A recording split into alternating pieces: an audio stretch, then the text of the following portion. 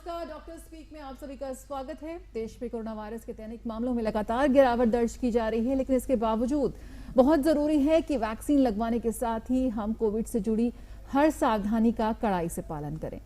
Covid संक्रमण के नए लक्षणों को कैसे समझें, वैक्सीनेशन क्यों अपनाएं और क्यों अब भी सामाजिक दूरी यानी कि सोशल डिस्टेंसिंग का पालन करना बेहद जरूरी है।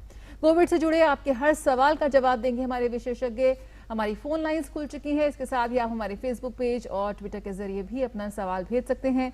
मैं हूं जया सिन्हा और मेरे साथ हैं प्रीति। Thank you, Jaya. Yes, we welcome you all to the special edition Dr. Speak, which we get for you every day to make sure your doubts and questions on the pandemic are dealt with. Every day we are joined in by doctors, and today also we have an esteemed a panel of esteemed doctors, and you can put your questions on the numbers that are being flashed on your screens. Added to that, you can also put your questions to our doctors on our Facebook page and on the Twitter handle. Today we are joined in by Dr. N.C. Mishra, former director, AIIMS, Delhi.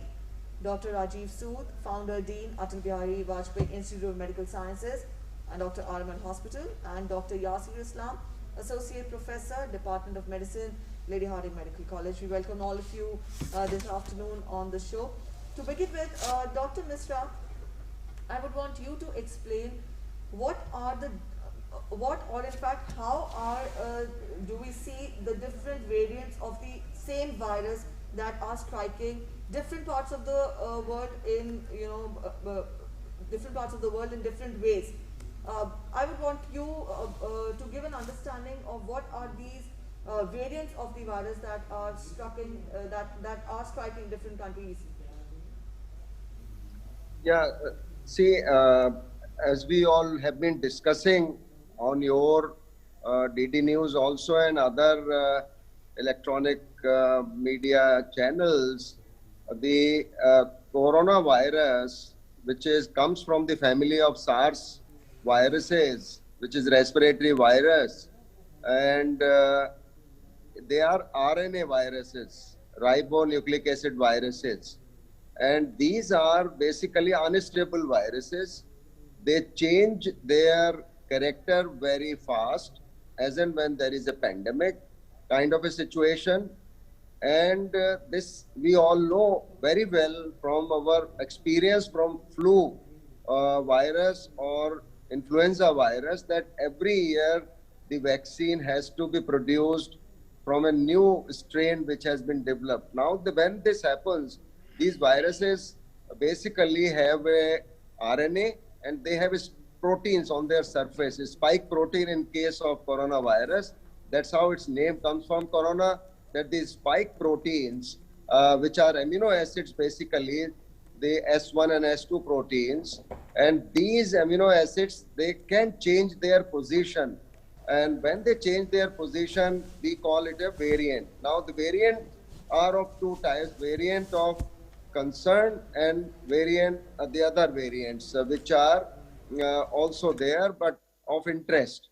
They may not be harmful, but they may be called variants of interest, and variants of concern. Now, when these viruses change their character by changing the position of amino acids and S protein, a spike protein on the outer surface of the virus, they have three properties which they can demonstrate. One is they can remain as the original virus. The other, they can become less virulent, means they may not cause disease as severe as the original virus, or they may become more virulent or more invasive. Now, in case of the coronavirus, what we have seen, it is called as a drift and a shift. So whenever there are minor changes in the character of these viruses, when only one or two proteins change their position, it's a drift, and which takes place as and when the virus replicates in the human body. And sometimes they may change the whole character. They may become altogether a new novel virus, as happened with the coronavirus, that it was called a novel virus. So that is a shift. So a drift can happen, a shift can happen.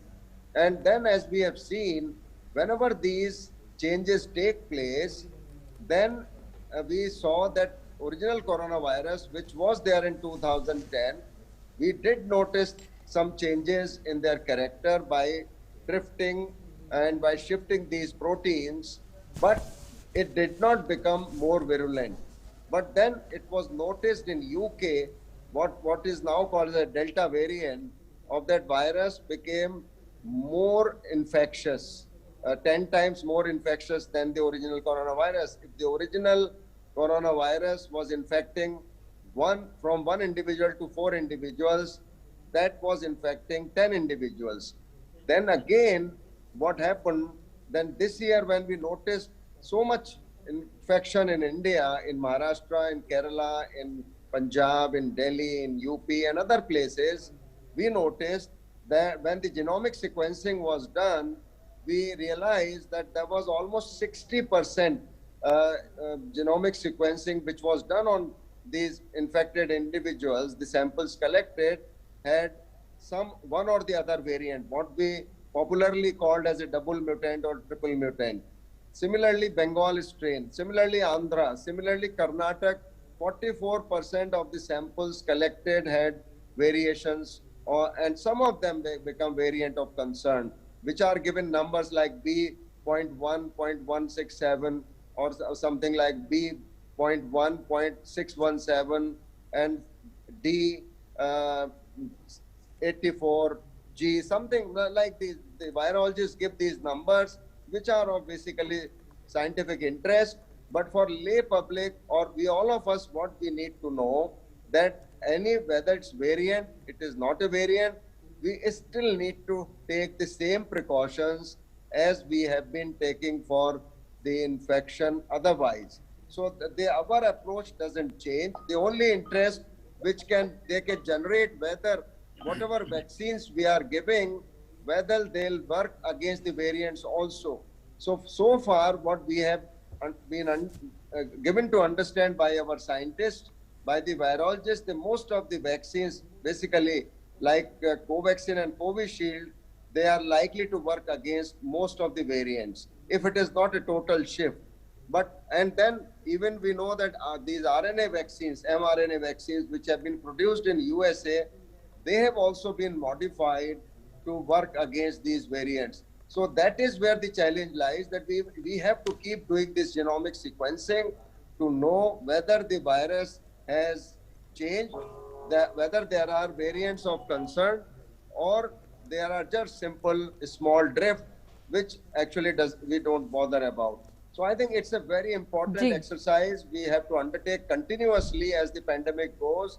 The genomic sequencing has to be done regularly from those who are getting infection. As many samples we can lift and analyze, that would help the vaccine manufacturers to improve the vaccines which will work against the mutants. Thank you so much. बिल्कुल doctor सूद भी हम इस वक्त हमारे साथ जुड़े हुए हैं। डॉक्टर सूद, लगातार जो कोविड को हराकर नेगेटिव हो रहे हैं, उन लोगों में पोस्ट कोविड कॉम्प्लिकेशंस के काफ़ी मामले सामने आ रहे हैं और वो चाहे गंभीर भी हो सकते हैं, लगातार बुखार बने रहना, आंखों में धुंधलापन, आंखों में धब्बे आना, लगातार काफ़ी ज़्यादा कमज़ोरी भी महसूस कर रहे हैं। किस तरह से आप देखते हैं कि ये तमाम लोग जो कोविड को हराने में सफल हुए, लेकिन अब पोस्ट कोविड कॉम्प्लिकेशंस से कैसे लड़ सकते हैं? क्या कुछ सावधानी बरत सकते हैं या क्या कुछ तरीके अपना सकते हैं?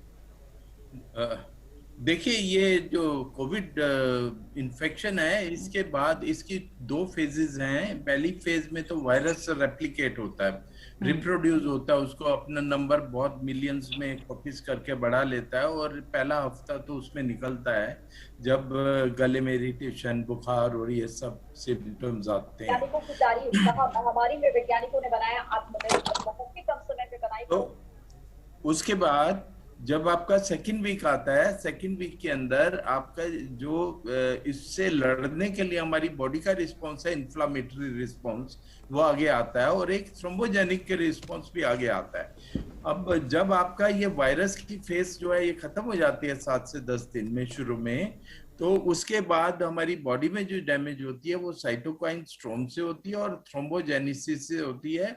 और ये हमारी पूरी बॉडी के अंदर बायोमार्कर्स होते हैं, उनकी स्टडी चल रही है। हजारों स्टडीज चल रही हैं इस टाइम और 600-700 बायोमार्कर्स डिफरेंट ऑर्गन्स के लिए आइडेंटिफाई हो गए हैं जिनको इस टाइम स्टडी किया जा रहा है।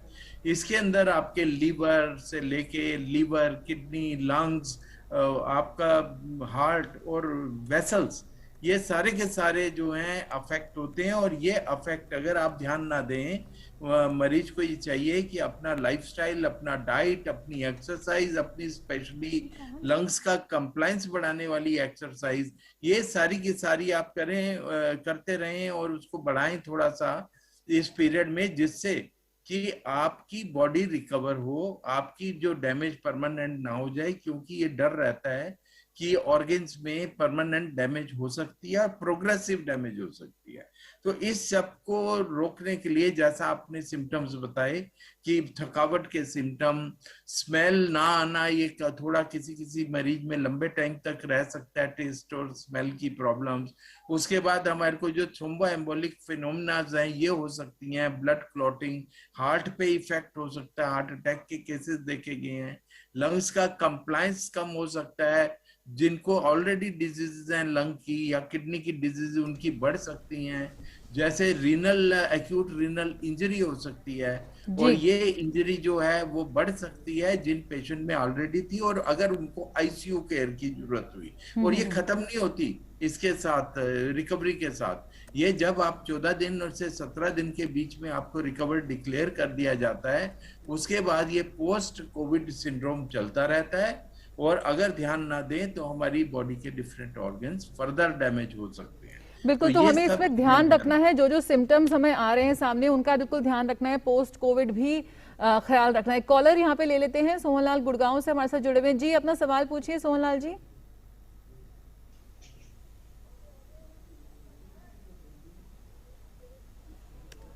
सोहनलाल जी, आपको मेरी आवाज मिल रही है? हाँ जी, हाँ जी, हाँ जी। जी, अपना सवाल पूछें। मेरे लड़के को कोविड हो गया था, वो 15 दिन हॉस्पिटल में रहा, अभी 1 महीना हो गया घर पर आए हुए जी। और मेरी 70 साल की उम्र है हमारे पास। हाँ जी, हाँ जी, हाँ जी। हाँ, जी, मेरे लड़के, आप अपना टीवी का वॉल्यूम बंद कीजिए और हमारी आवाज सुनिए फोन के जरिए। हमारे पास 2 कमरे हैं और 1 टॉयलेट है, तो हम कैसे रह सकते हैं वहाँ? तो जी, डॉक्टर इस्लाम ये जानना चाहते हैं, इनके बेटे को कोविड हुआ था, वो 15 दिन हॉस्पिटल रह के अब घर आ गया है, लेकिन घर पर आके किस तरह से अब उन्हें रहना चाहिए, उनके पास जगह की थोड़ी कमी है। देखिए, जो कोविड वायरस जो कोरोना वायरस है उसकी इन्फेक्टिविटी यूजुअली 10 to 14 डेज तक ही रहती है। तो 10 to 14 डेज में यूजुअली आपको सेल्फ आइसोलेट करके रखना होता है, बट एक बार जब 14 डेज ओवर हो जाते हैं तो फिर आपको सेल्फ आइसोलेशन की जरूरत नहीं है, फिर आप एक दूसरे से मिल सकते हैं। बट ये कहने के बाद ये जरूर कहना चाहूंगा कि जो प्री कोविड जो प्रिकॉशंस आप लोग लेते थे, जैसे मास्क पहनना, सोशल डिस्टेंसिंग, वो हमेशा मेंटेन रखना है आप, क्योंकि देखिए जिसको कोविड हुआ है वो तो प्रोटेक्टेड रहेगा 2 महीना या 3 महीना, वो स्टडीज चल रही हैं कि कब तक protect.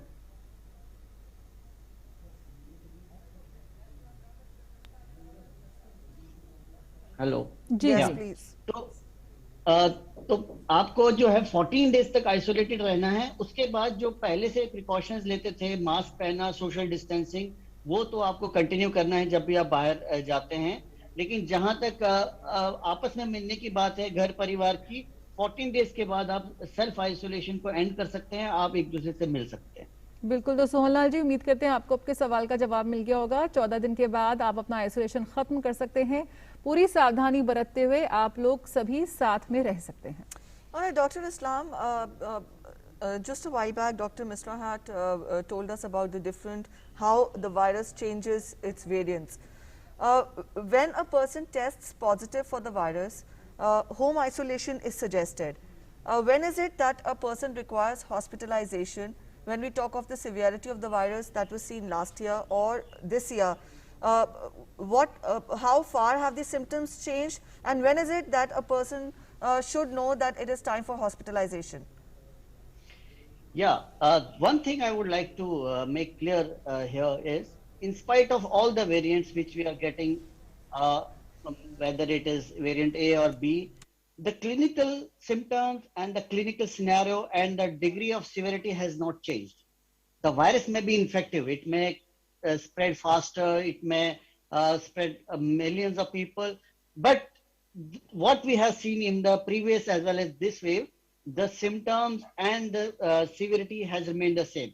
So the criteria for admission would remain the same. That is, if the person's saturation drops below 94 or 92, if the patient is asymptomatic and does not have any symptoms, then patient will require home isolation, and 80 to 85% of the patients fall in this category, where the patients are either asymptomatic or mild category. They don't require home hospitalization.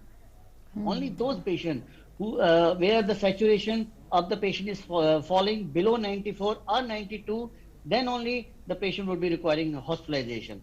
And those patients would be again those who are like elderly, diabetic, or other suffering from chronic medical illnesses. So in spite of all the variants, the clinical scenario remains the same. The percentage of going into severity and the case fatality remains the same for every variant. This is what we have seen in this as well as the previous peak. बिल्कुल, तो यहाँ पर आपको ध्यान ज़रूर रखना है जिस तरह की इस वक्त कॉमोडिटीज़ आ रही हैं। डॉक्टर सूद, यहाँ पर इसको लेकर भी लगातार कंफ्यूजन लोगों में है कि अगर उन्होंने पहली वैक्सीन ली है, उसके बाद वो कोविड पॉजिटिव हो गए, तो कितना इंतज़ार करना चाहिए। साथ ही हाल ही में जो गाइडलाइंस जारी की गई हैं, जिसमें कोविशील्ड की जो बीच में गैप है 2 डोजेस का, उसको बढ़ा दिया गया है। क्या इस वक्त आप हमारे दर्शकों के लिए थोड़ी स्पष्टता के साथ यहाँ पे चीजें रख सकते हैं कि कितना समय होना चाहिए पहली वैक्सीन और दूसरी वैक्सीन की डोज में, और अगर आप पॉजिटिव हैं तो आपको कितना इंतजार करना चाहिए? देखिए, सबसे पहले तो आपको ये बता दें कि ये जो वैक्सीन आपकी जो फास्ट ट्रैक अप्रूवल हुए थे, ये इनिशियल ऑब्जर्वेशंस के बेसिस पे हुए थे, और उसलिए एक ये फिक्स किया गया था कि 28 दिन के बाद आपको सेकंड डोज लगानी है। पर बाद में ये पता चला, ये जैसे एस्ट्राजेनिका की वैक्सीन थी जिसमें यूके में स्टडी हुई, उसमें पता चला कि आपका मैक्सिमम इफेक्ट जो है वो अगर आप 12 से 16 वीक वेट कर लेते हैं तो आपकी एंटीबॉडीज और भी ज्यादा अच्छी बनेंगी। तो सेकंड जो डोज है उसका ये इंटरवल बढ़ा दिया गया उसके लिए, एस्ट्राजेनिका या जो इंडिया में कोविशील्ड है, और कोवैक्सीन के लिए नहीं बढ़ाया गया क्योंकि उसके लिए कहीं स्टडी नहीं हुई थी। और अब ये करने के बाद आपको 12 से 16 वीक के बाद ये लग सकती है। कुछ स्टडीज चल रही हैं, अभी वो गाइडलाइंस में नहीं आया कि अगर आपको कोरोना हुआ है तो आपकी एंटीबॉडीज 1 डोज के बाद उतनी ही बन जाती हैं जितनी 2 डोज की वैक्सीन के बाद बनती है जिनको कोरोना नहीं हुआ। कुछ स्टडीज हो रही हैं जिनको, जो एक ट्रायल हुआ है कोम कि आप एक वैक्सीन लगाते हैं और दूसरी वैक्सीन किसी और ब्रांड की लगा देते हैं, तो उससे क्या कोई नुकसान तो नहीं है। तो ये सारी गाइडलाइंस बदलती रही हैं और बदलती रहेंगी। अभी आपको बता दें कि अगर आपको कोरोना हुआ है और उसमें किसी एक्सपोजर की वजह से आपको एंटीबॉडीज बनने से पहले ही कोरोना हो गया वैक्सीन लगाने के बाद, तो आपको 3 महीने के बाद दूसरी वैक्सीन लगानी है, 3 महीने या उससे ज्यादा। और हो सकता है आने वाले टाइम में ये भी बदल जाए, क्योंकि अभी ये भी बात आ रही है कि अगर आपको कोरोना हो जाए तो क्या आपको 6 महीने तक वैक्सीन की जरूरत है। तो ये बहुत जल्दी इसके ऊपर भी रिजल्ट्स आएंगे। पर आज की गाइडलाइंस के हिसाब से अगर आपको वैक्सीन की पहली डोज लगी है और आपको उस बीच में कोरोना हो गया है तो आप उसके बाद कम से कम 3 महीने तक वैक्सीन ना लगाएं और सेकंड डोज आप उसके बाद लगाएं। तो ये आपको रहेगा एक चीज। और इसमें मैं एक ऑब्जर्वेशन बताना चाहता हूँ कि ये काफी केस आ रहे हैं कि वो वैक्सीन लगवाने गए और उधर वो बैठे, उन्होंने कुछ अपना कोरोना एप्रोप्रिएट बिहेवियर में ढिलाई कर दी और वो एक इन्फेक्शन लेके बाहर से आ गए, तो उनको कोरोना हो गया। तो इस तरह जब आप वैक्सीन लगवाने जाएं तो अपना मास्क का, अपना सोशल डिस्टेंसिंग का, और कुछ खाएं पिए नहीं वहां पे, पहले से ही खा पी के जाएं, क्योंकि ये खाली पेट भी नहीं लगाई जाती, और अपना पूरा ध्यान रखें जिससे आपको वैक्सीन लगाने के बाद कोरोना ना हो एक्सपोजर की वजह से, और अगर हो जाए तो 3 महीने की वेट करें सेकंड इंजेक्शन लगाने के लिए। All right. The present caller is joining us. Mr. Gaurav is joining us from Delhi. Mr. Gaurav, please ask your question. Yeah, hi. Good afternoon. My question is that if a person has been injected both the doses of the vaccine, so he has been fully vaccinated and he has waited for the 2 weeks to develop the immunity, and that is done. Now, if he again contracts the COVID, उनको दोबारा से COVID हो जाता है vaccination लगाने के बाद भी, तो हम लोग ये बात जानते हैं कि जो कोविड होता है वो कम सीवियर होगा, बट होता जरूर है। तो क्या वो वैक्सीनेटेड पर्सन भी दूसरे बंदों को अफेक्ट कर सकता है कोविड से? और अगर यस, इसका आंसर यस है, तो ये सेम सिनेरियो कि अगर बंदे को कोविड हो रखा है और उनको वैक्सीनेशन नहीं लगी हुई और बट वो ठीक हो गए हैं कोविड से, तो क्या वो दोबारा से इन्फेक्ट हो सकते हैं और इन्फेक्ट होने के बाद दोबारा से किसी और को इन्फेक्ट कर सकते हैं? जी, All right. He's asked 2 different cases in the same question. Dr. Islam, would you take that question, please? क्या Yes. जिनको वैक्सीन लग गई है अगर उन्हें कोविड होता है तो क्या फिर भी वो उतने संक्रामक हो सकते हैं? Both the doses. देखिए 2-3 चीजें मैं क्लियर करना चाहूंगा इस बारे में। देखिए, जब आप ड्राइव करते हैं और ड्राइविंग करते करते जब आप सीट बेल्ट पहनते हैं, सीट बेल्ट पहनने का मतलब ये है कि आपकी सेफ्टी तो है, बट वो सीट बेल्ट पहनते पहनते भी आपको कार एक्सीडेंट होता है, और अगर आपने सीट बेल्ट पहनी है तो कार एक्सीडेंट से मृत्यु होने का या सीरियस होने का रिस्क बहुत कम हो जाता है। तो यही वैक्सीन का मान के चलिए, वैक्सीन आपको प्रोटेक्शन देती है। जब भी आप दोनों डोजेज लगा देते हैं तो आपको प्रोटेक्शन देती है। किससे प्रोटेक्शन देती है? आपको सीवियर डिजीज में जाने से या सीवियर कैटेगरी में जाने से प्रोटेक्शन देती है, और आपके मोर्टेलिटी या डेथ होने से आपको रोकती है। लेकिन उसके बावजूद आप कोविड पॉजिटिव हो सकते हैं, जैसे कि हमने इस पीक में भी देखा है, कई सारे पेशेंट जो फुली वैक्सीनेटेड थे वो कोविड पॉजिटिव होते हैं, लेकिन जो एक सीरियस कंडीशन में मॉडरेट टू सीवियर कैटेगरी में जाने की जो परसेंटेज होती है जो वैक्सीनेटेड होते हैं वो बहुत कम होता है, इनफैक्ट नेग्लिजिबल होता है।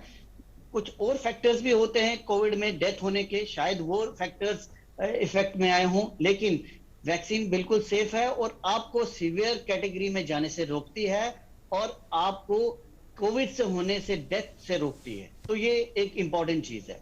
सेकंड, जहां तक इन्होंने सेकंड क्वेश्चन पूछा कि क्या जो कोविड से रिकवर हो चुके हैं क्या वो दोबारा से कोविड उनको हो सकता है?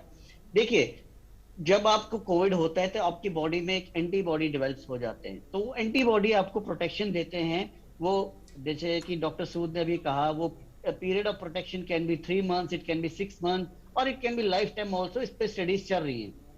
जो अभी तक डाटा हमारे पास है वो जो गवर्नमेंट गाइडलाइंस के हिसाब से भी आपको 3 months के बाद वैक्सीन लगाना है, तो एटलीस्ट 3 months तक तो आप प्रोटेक्टेड रहते हैं।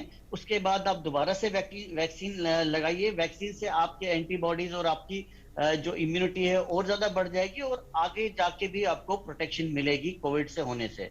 और सेकंड, जो कोविड से रिकवर हो चुके हैं उनमें भी हमने ये देखा है कि अगर उनको सेकंड टाइम कोविड होता भी है वो उतना ज्यादा सीवियर नहीं होता है, उन लोगों की डेथ उतनी ज्यादा नहीं होती है एज कम्पेयर टू वो लोग जिनको पहले कोविड नहीं हुआ है। तो डेफिनेटली वैक्सीन से भी आपको प्रोटेक्शन मिलती है और अगर आप कोविड से रिकवर हो चुके हैं उससे भी आपको प्रोटेक्शन मिलती है। जी, तो वैक्सीन ली है या नहीं ली है, आपको कोविड से जुड़े अप्रोप्रिएट बिहेवियर का कड़ाई से पालन करना है, दवाई भी कड़ाई भी, यही हमारा मंत्र है।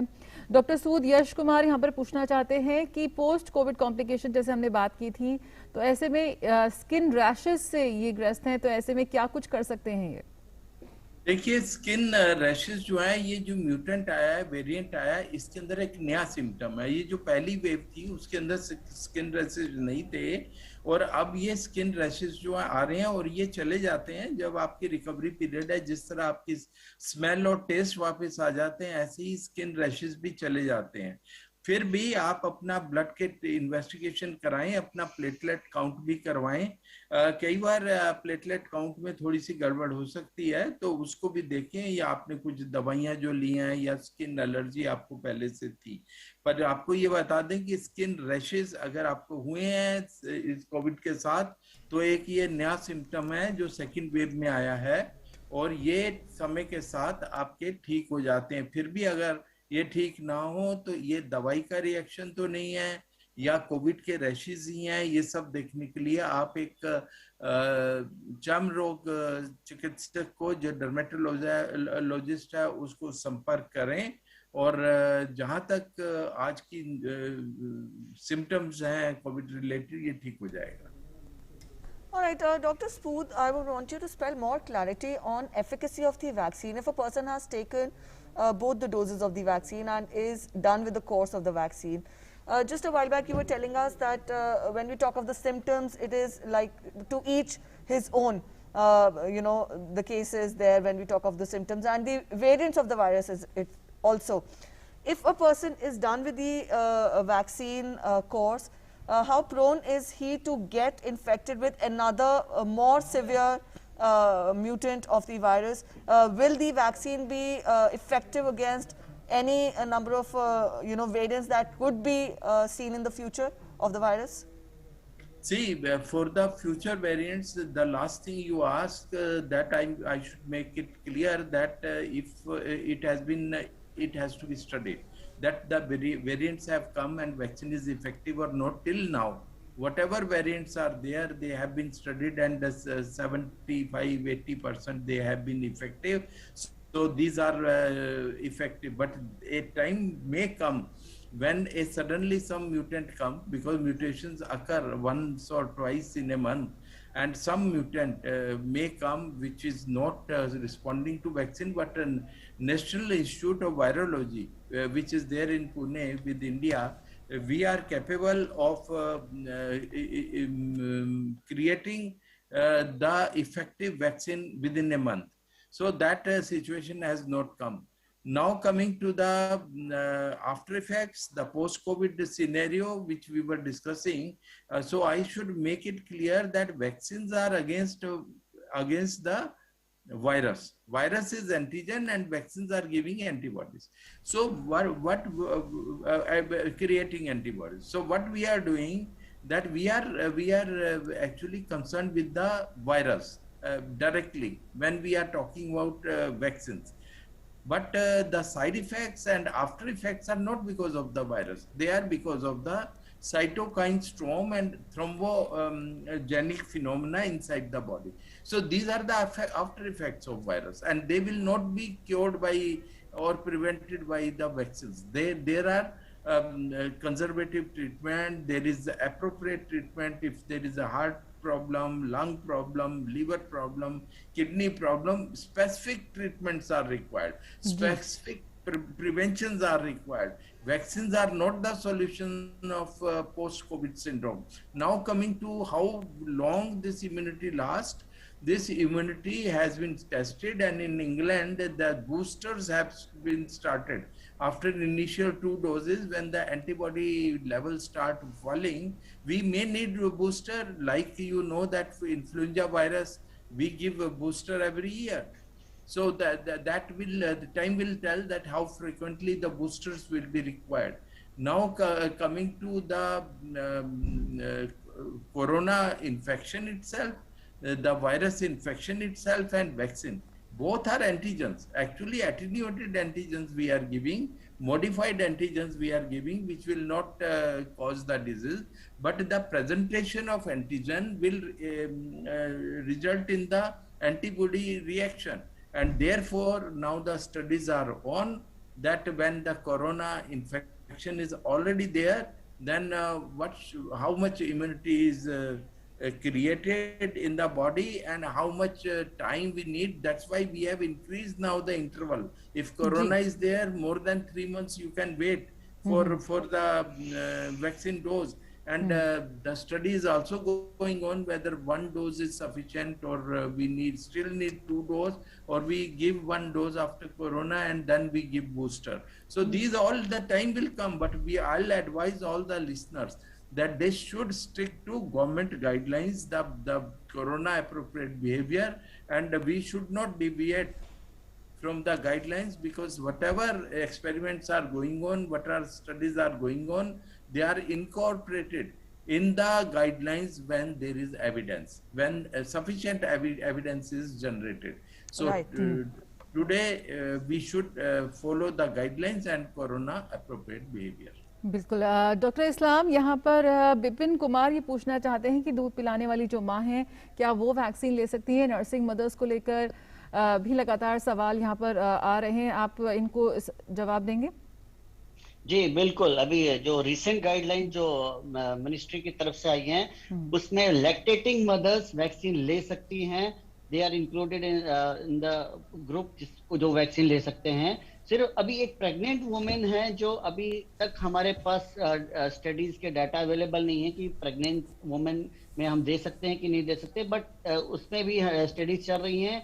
तो जो ही उसका रिजल्ट आता है तो शायद आगे टाइम में प्रेग्नेंट वुमेन्स के लिए भी अलाउ करेंगे, बट अभी लैक्टेटिंग मदर वैक्सीन ले सकती हैं, उनके लिए वैक्सीन बिल्कुल सेफ है। All right, we'll take this question on our Facebook page. Kuntala Maji wants to know that my mother, 53 years old, is suffering from hyperacidity, high gastric problem, anemia and low blood pressure. She is very weak. She has a weight of only 35 kgs and she wants to know that can her mother take the vaccine? Is it safe for her given her physical condition? Dr. Sood? Yes, if any comorbidity is there, then my vaccine is must, and there is a more reason that she should take the vaccine, because she is having comorbidities and weak condition. Definitely, vaccine is good for the normal people, but those who are with the disease, they are to be given definitely vaccine on priority, and she should go for vaccination. जी। संदीप सरल यहाँ पर पूछना चाहते हैं कि उनके एक करीबी को लगातार बुखार बना हुआ है 100 से ज़्यादा, और ये पोस्ट कोविड बुखार है लेकिन लगातार 15 दिन से बना हुआ है। क्या इसकी वजह हो सकती है और ऐसे में क्या करना चाहिए? डॉक्टर इस्लाम? देखिए, वो डिपेंड करता है कि पेशेंट कितने टाइम के लिए कोविड से रिकवर हुआ है, मतलब what is the duration of recovery from the Covid. जैसा कि हम देख रहे हैं इस वाले वायरस में, इवन वेरिएंट में, कई सारे पेशेंट्स लो ग्रेड फीवर के साथ इवन 1 मंथ तक भी आते हैं हमारे पास, बट ज्यादातर वो फीवर 99 to 100 के बीच में ही रहता है। तो उसमें ये वायरस की वजह से या पोस्ट कोविड जो फीवर है वही परसिस्ट करता है या कोई और वजह है, ये जांच के से ही पता चलेगा, क्योंकि अभी और भी बुखार आने वाले हैं। जो सीजन हमारे आ रहा है, मलेरिया हो सकता है, डेंगू हो सकता है, टाइफाइड हो सकता है। तो वो आप जो भी आपके नियर बाय जो डॉक्टर या फिजिशियन हैं उनसे कंसल्ट कीजिए। लेकिन जहां तक कोविड पॉइंट ऑफ व्यू से के बारे में बताना चाहता हूं कि कोविड में भी हमने बियॉन्ड 14 डेज लो ग्रेड फीवर इवन 1 मंथ या 2 मंथ तक भी देखा है, बट वो पेशेंट को सीरियस कंडीशन में नहीं ले सकता। ज्यादातर पेशेंट जो 14 डेज तक अगर ठीक रहते हैं तो वो यूजुअली सीरियस नहीं होते। 14 डेज से 21 डेज के बीच में ही इंसान या तो सीरियस हो जाता है या रिकवर हो जाता है। रिकवरी के बाद low grade fever, weakness, mild cough ये परसिस्ट कर सकती है, but these are all minor symptoms जिसमें यूजुअली कुछ करने की जरूरत नहीं होती। जस्ट अपने जो डॉक्टर हैं जो भी नियर बाय उनसे कंसल्ट कीजिए, he will be the best person to guide you. Alright, Dr. Sood, we'll take this question for one of our viewers. He wants to know, Mr. Saurabh Kapoor wants to know, are medicines like Livogen, zinc and vitamins good for breath shortness after COVID, or should he just exercise and eat good? And it has been over a month after he suffered from COVID and his oxygen level is normal. See, after suffering from COVID and oxygen level is maintained and it is normal, that is a good news. And taking medicines or doing the respiratory exercise and to maintain the compliance, the respiratory exercise is more important. The zinc which you are talking, zinc is antiviral. So in the viral phase, it is given, initial phase. In the later phase, nowadays, there are some problems we are still observing, but there are warning signals that for long durations, this should not be given, because black fungus has come and it feed on iron and also zinc and other metals. So we are avoiding it, especially if the patient was on steroids or was diabetic and patient had COVID. So if this triad was there, we are avoiding long-term these medicines. But definitely the exercises, the respiratory exercises, spirometer or deep breathing exercises, they are very, very good. They will maintain the compliance of lungs, and in the long term, the lung complications will not be there. So we should more rely on healthy diet, balanced diet, meditation, you can say exercise, lifestyle, rather than vitamins and minerals to be taken just blindly for long duration. For short durations, yes, they will help definitely. जी, doctor Islam, यहाँ पर अर्चना पूछना चाहती हैं कि उनके family में जिन्होंने वैक्सीन ली है उन्होंने काफ़ी इफ़ेक्ट्स हुए, जैसे कि नौजिया और दर्द और बुखार, इसलिए वो थोड़ा घबरा रही हैं। वैक्सीन लेने के बाद जो आफ्टर इफेक्ट्स होते हैं वो कितने गंभीर हो सकते हैं, और इससे जुड़ी तमाम शंकाओं को दूर करते हुए आप काफ़ी सारे दर्शकों का ये सवाल है, उनका जवाब देंगे आप? देखिए, मैं एक चीज बहुत क्लियर करना चाहता हूँ, जो वैक्सीन है वो टोटली सेफ है। माइनर सिम्टम्स जैसे लो ग्रेड फीवर, इंजेक्शन साइट पे थोड़ा पेन होना, थोड़ा सा रेडनेस होना, ये एक माइनर सिम्टम है जिसके लिए कोई घबराने वाली बात नहीं है, जिसके लिए आप नॉर्मल पैरास्टामोल है वो ले सकते हैं। बट करोड़ों लोगों को वैक्सीन लग चुका है और ज्यादातर पेशेंट्स, आई मीन से 100% पेशेंट, ज्यादातर कोई भी कॉम्प्लिकेशन, कोई भी सीरियस कॉम्प्लिकेशन नहीं डेवलप हुआ है उन पेशेंट्स में। माइनर सिम्टम जैसे लो ग्रेड फीवर, इंजेक्शन साइट पे सोरनेस या पेन या रेडनेस, ये एक माइनर सिम्टम है जो किसी भी वैक्सीन लगाने के बाद हो सकता है। तो इसमें कोई घबराने की बात नहीं है, आप वैक्सीन लगाइए, वैक्सीन 100% सेफ है। यदि आप किसी सोशल मीडिया पे कोई भी न्यूज सुनते हैं कि वैक्सीन लगाने के बाद ये हुआ वो हुआ, ये एब्सोल्युटली रॉन्ग इन्फॉर्मेशन है। वैक्सीन लगाने से कोई भी डेथ नहीं हुई है पूरे वर्ल्ड में, पूरे विश्व में या इवन इंडिया में जितने लोगों को भी वैक्सीन लगाया, वैक्सीन से रिलेटेड कोई डेथ नहीं हुई है। हाँ, वैक्सीन लगे हुए पेशेंट को कोई और रीजन की वजह से,